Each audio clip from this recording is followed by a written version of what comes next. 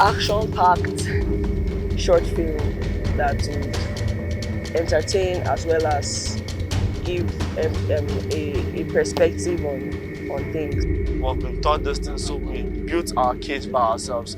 So basically, majority of the challenges we had was going into the deeper part of the forest to cut down the trees because we couldn't do it around our scene to still maintain the deep forest vibe. So we had to go inside and cut, then drag the branches out, then trim and fix it. So there was manpower. I think it was like basically the bigger challenge. Network, communication, calling outside to get things inside was another challenge, but with all that, we were able to finish this in 2 days.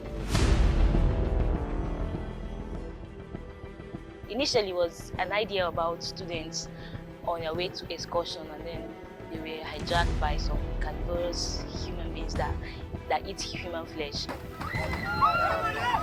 But then the class texted, and then they just said that it's not going to work that way, so let's make it be that they are being hijacked by kidnappers. I think this is the first time we're doing something like this that has to do with action, to say. And she happens to be a victim of an ill-fated bus where she's kidnapped along with other passengers on the bus.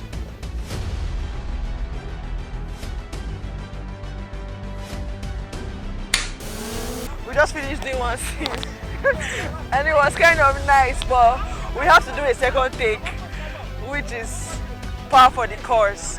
But it's been going well so far, and we thank God and the God of film. Well, I've actually taken a wide shot of the whole action. I want to punch in and take like a medium long shot so that we can get the reactions better. So we're trying to do a dry run right now so that we can get everything better. I saw the script and I love the script because it's a warrior story. First, before being a production manager, you have your crew. I understood that the story is a great story and I needed a good crew to work with, and trust me, the crew members are amazing. The best in the game.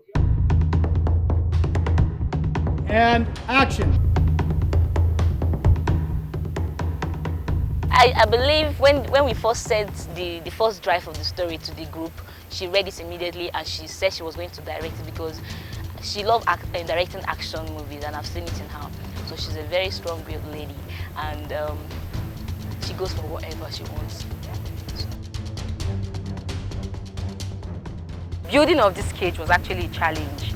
Getting transportation down here was a challenge because the bus couldn't carry as much people as we wanted. You can see this is one of my work.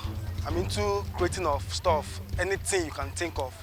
Like people, I learned it from my school, Nigerian Film Institute, by one of my lecturers. He's a very good props man and also a set designer. Actually, he's a fashion designer before venturing into props. So as you can see, this is made with carton. As you can see it. It's carton, so it's not real.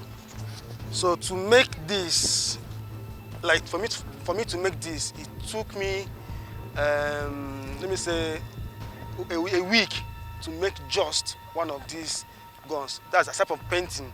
To make one of these is just to make it is almost a week. So watch out for Chomo.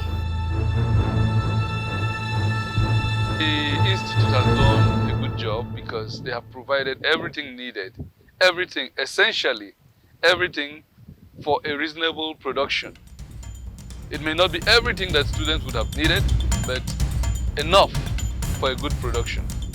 They provided a good product, enough for a good production. They provided equipment, they provided transport, and their facilitators or some other facilitators. Some of the coordinators from the school are on set to be able to watch and guide the students. People should look out for a very good production. It's an action movie, and I trust that at the end of the day, everybody will be amazed at what they will see. It's very important to us, and we're excited to always join the students, to be part of them, either to act for them, to supervise them, coordinate them, and the rest of them. So this is 300 level students, and this is one of the best classes in school. And we appreciate all their personal efforts to make sure they make good films in NFI. So watch out for their movie.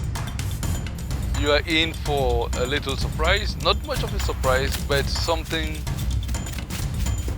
you don't expect from students. You're going to see it this time.